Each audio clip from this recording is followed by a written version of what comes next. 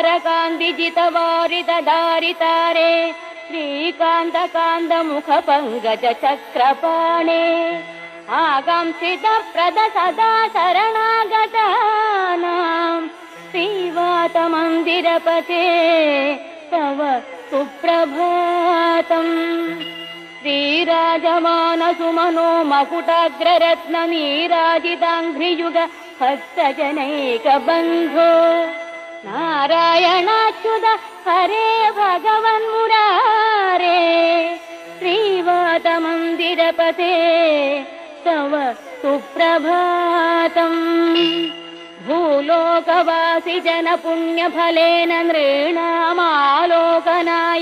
गुरुवायुपुरेऽभिरामे त्रैलोक्यनायक विभो त्वमिहाविरासिः श्रीवातमन्दिरपते